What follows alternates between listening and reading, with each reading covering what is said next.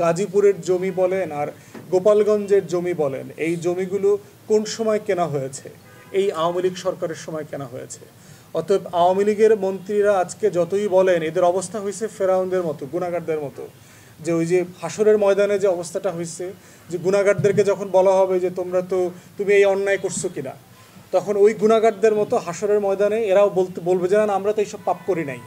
কিন্তু তখন ফেরেশতারা আমল নামাটা পেশ করে দেবে, এই যে দেখো তোমরা কি ভালো কাজ করছো আর কি অন্যায় কাজ করছো। আওয়ামী লীগ সরকারের অবস্থাটা হয়েছে, সে এখন হাসরের ময়দানে আছে।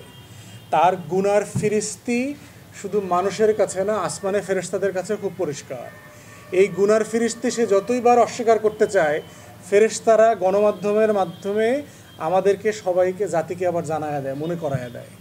অতএব কোন কাদের সাহেব আর কোন গুজব মন্ত্রী এটা স্বীকার করলেন বা না করলেন, জাতির কাছে এটা খুব পরিষ্কার যে বেনজির আহমেদের কুকর্মের শতভাগ না সহস্রভাগ দায় হচ্ছে আওয়ামী লীগ সরকারের, শেখ হাসিনা সরকারের।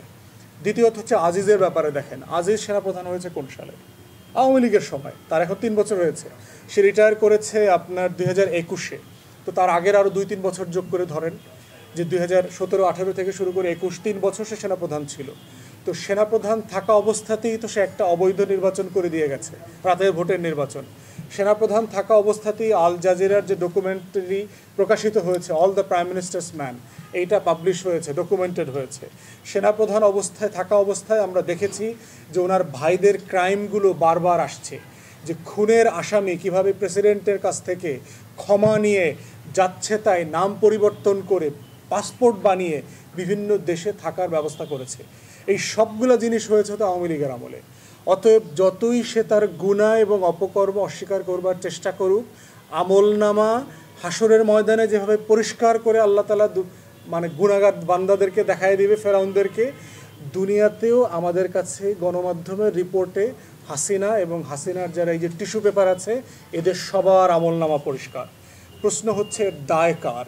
এর দায় হচ্ছে শেখ হাসিনার, আওয়ামী লীগের, অনির্বাচিত সরকারের। যেই সরকারটা গত 15 বছর থেকে বাংলাদেশকে দখল করে আছে ঔপনিবেশিকদের মতো। এটা একটা দখলদার সরকার আমরা বলছি, এবং দখলদার এর আগেও আমরা দেখেছি।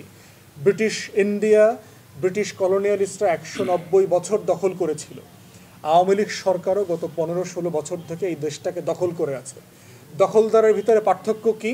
ব্রিটিশের বাচ্চারা হচ্ছে ইউরোপ থেকে আসছে, 7,000 মাইল থেকে দূর থেকে আসছে, ওদের গায়ের রং সাদা ছিল। আর আওয়ামী দখলদারদের চরিত্র হচ্ছে ওরা এই মাটির সন্তান, ওদের গায়ের রং আমার আপনার মতোই আর কি। অতএব কিন্তু কাজ একই রকম। এরা প্রত্যেকটা এক একটা লর্ড ক্লাইভে পরিণত হয়েছে।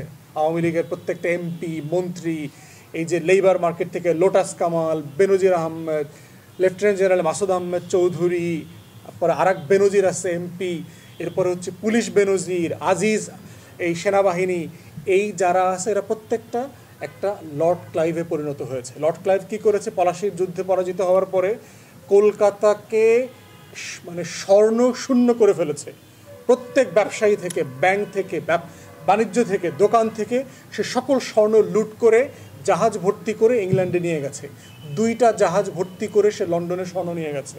আজকের একই রকম দেখেন, এই লর্ড ক্লাইভের যে বংশধররা আছে আওয়ামী দখলদারদের মধ্য থেকে, ওরা একইভাবে দেশের সম্পদ লুট করে বাইরে নিয়ে যাচ্ছে।